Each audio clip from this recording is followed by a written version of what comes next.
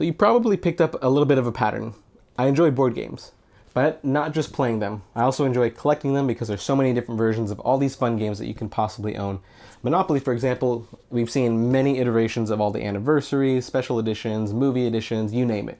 Catan, also a very popular game, has seen many anniversary editions, and even I think a Game of Thrones edition of it, if I'm not mistaken. But the one we're talking about today is Ticket to Ride, another personal favorite of mine, but not the original US version. We're actually talking about the European version because they're actually celebrating their 15th anniversary. And Asmodee, the manufacturer, has put out quite a nice package of the Ticket to Ride game, and we're going to get into it. So, without further ado, this is technically. Let's go!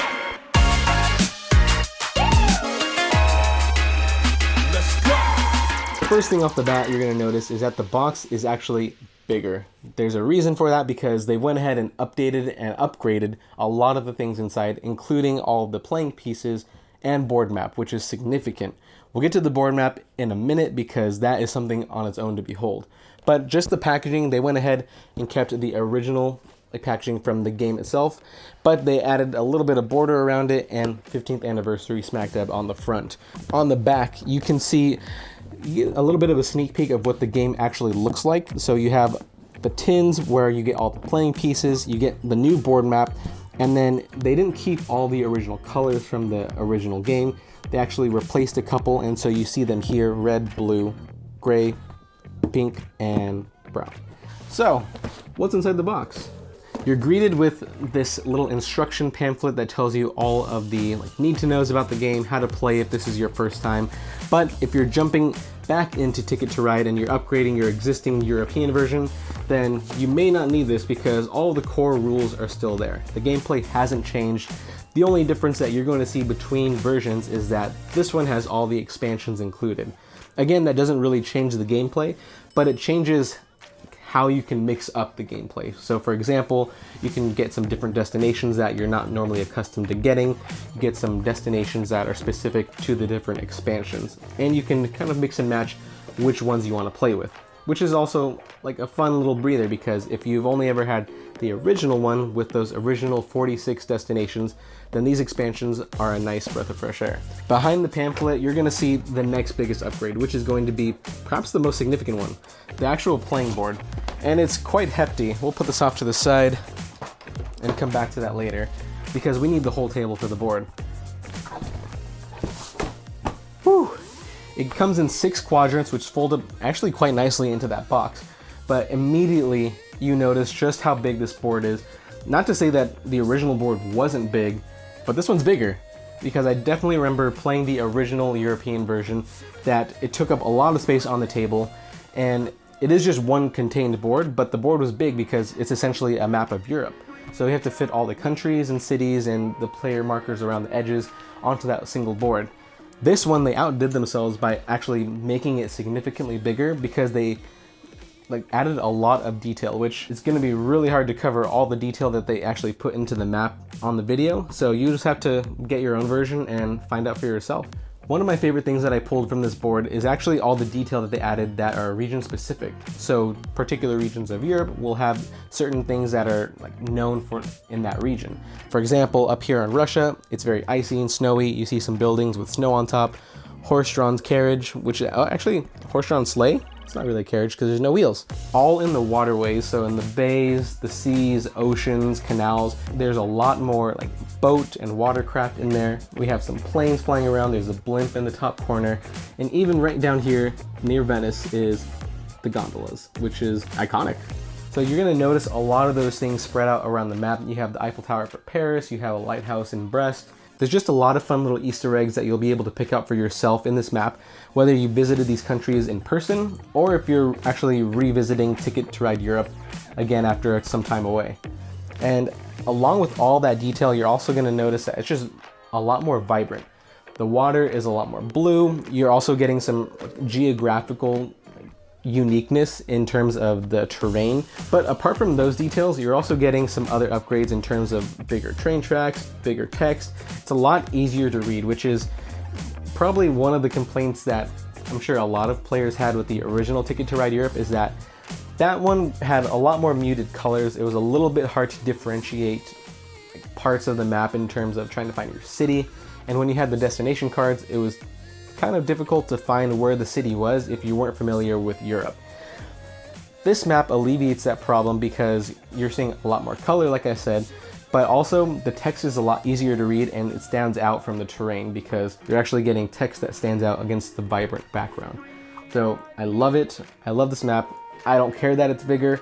I will take it because it looks even better. The whole 15th anniversary update seems to have a little bit of like this, I don't know, steampunk kind of look. If you look on the edges and even on some of the cards, there's gears. So it just gives me a little bit of a steampunk vibe, probably because the reference of time that they're pulling this from was around like the industrial era. But what's a playing board without some new playing pieces to go along with it? You have these 5 tins, which are colored a little bit differently than the original ones, but each of these tins contain all of your trains and your train stations.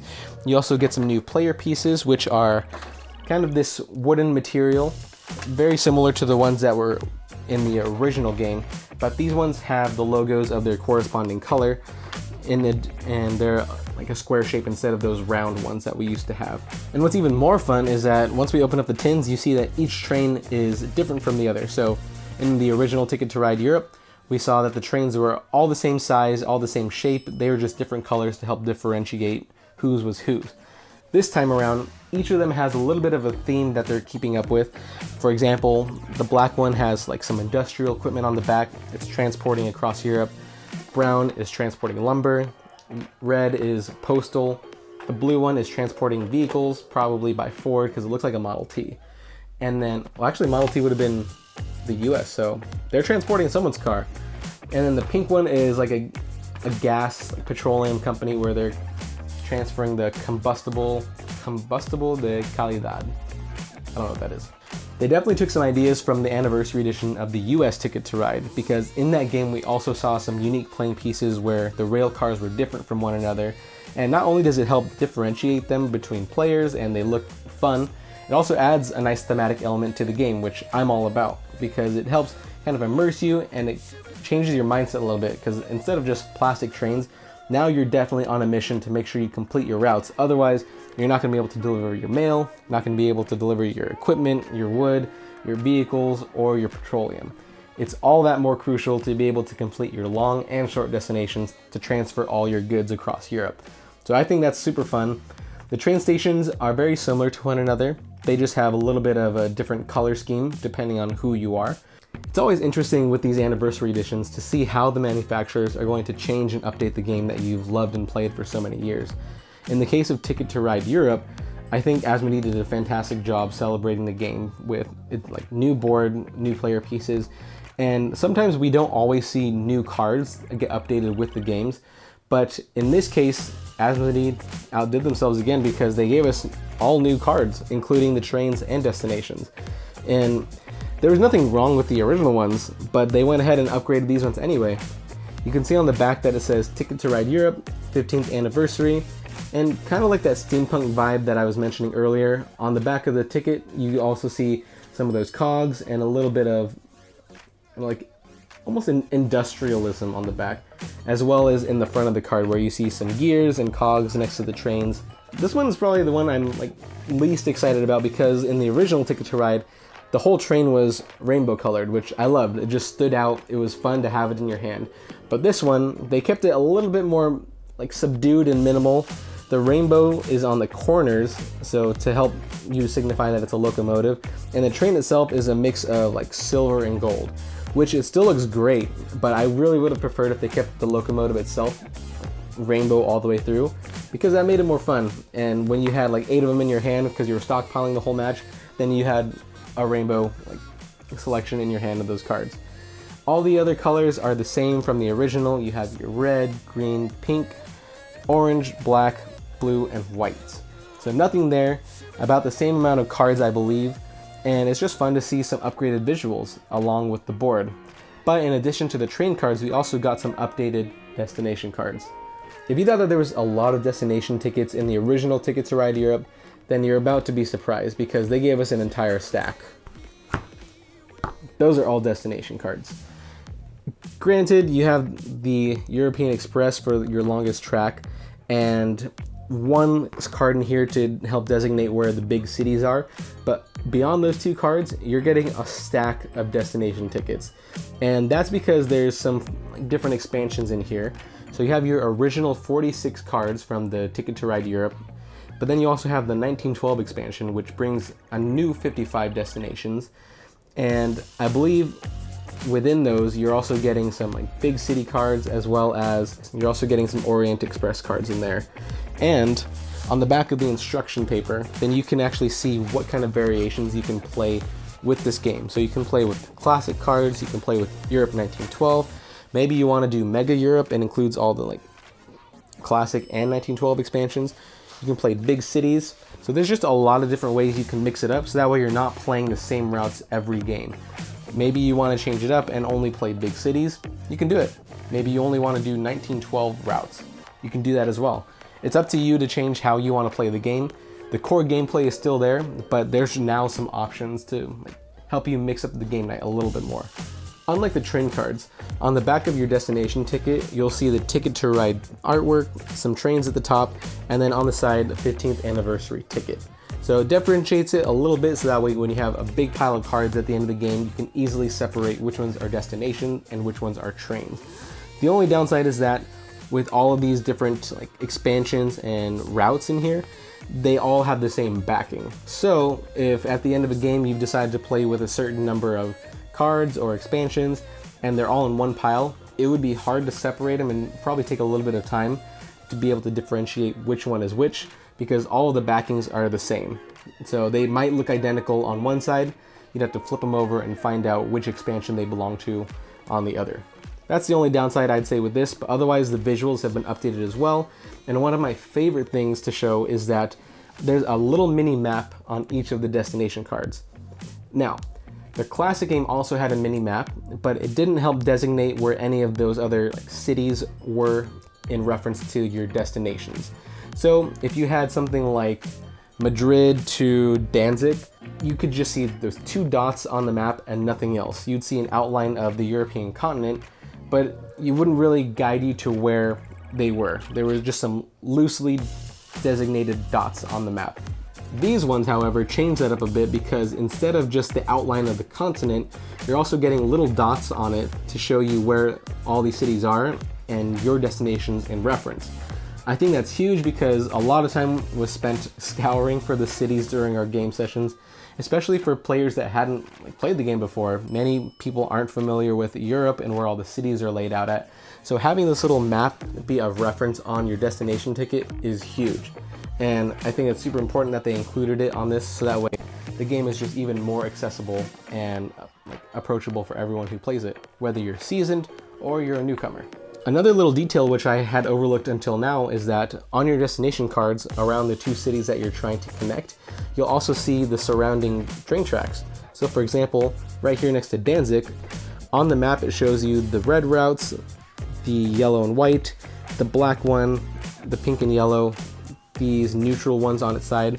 So that way you can kind of know what colors you're going to need to be able to create that route later on when you're trying to achieve the destination.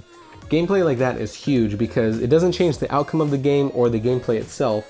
Rather, it helps players strategize for the long game and consider what materials and resources they'll need for the late game. I think that's super important, because it helps strategize a lot, especially in a game like this where you're really trying to plan ahead and get all of your routes completed. Because I've found myself in many situations where I didn't plan ahead enough and I didn't get my routes. So ultimately, why did I pick the 15th anniversary of Ticket to Ride Europe? I already own the original, so I do love the game, and the gameplay, like I said, doesn't change. You get some new expansions, but essentially the core game is still there. You're still exploring Europe with these destinations, and you're playing with up to 5 players. But I think it's just the beauty and the allure of getting an anniversary edition of a game that I love that ultimately drew me to get it. The price is also really good, which we'll get to in a minute. So there's no reason that I couldn't justify why I wouldn't want to get this game and add it to my collection. Especially because some of these anniversary editions are very short run and you may not get a chance to get them later. So I added it to my collection now. In terms of value, you're definitely getting your worth here, because 15th anniversary of Ticket to Ride Europe usually runs for $100. At the time of recording this video, it's $75, and you can usually find it on sale. So there's no reason why you wouldn't want to get this version over the original one if you haven't played Ticket to Ride Europe yet. Or if you even have the original and you want an updated version that you can cherish and play for many more years to come, this would be a total worthy upgrade. The original one actually cost only $30, so for a little bit more than double the price, you're getting updated board, actually much bigger board, with updated visuals, updated player cards, player pieces. The visuals on the cards have also been updated, and it's just a nice anniversary package that you'll get to preserve for many more years to come. So I think it's a definite must if you haven't jumped into Ticket to Ride Europe yet, or even if you're still on the fence about upgrading. I think it's still a worthwhile price to get it at. Ticket to Ride Europe has definitely become a group favorite amongst my friends every time we want to do a board game night. Since I got it in 2014, we've played it countless times, and it's become a true classic. I mean, it's been around for 15 years. The original one's been around even longer than that. So whether you're trying to jump into Ticket to Ride for the first time, or you want to upgrade your European experience through the Anniversary Edition, it's going to be a worthy addition to your collection no matter what. And whichever way you decide to explore Europe, whether it's destinations old or new, I hope you'll continue to have fun with family and friends through many more years to come. Thank you as always for watching, and I'll catch you guys on the flip side. Let's go!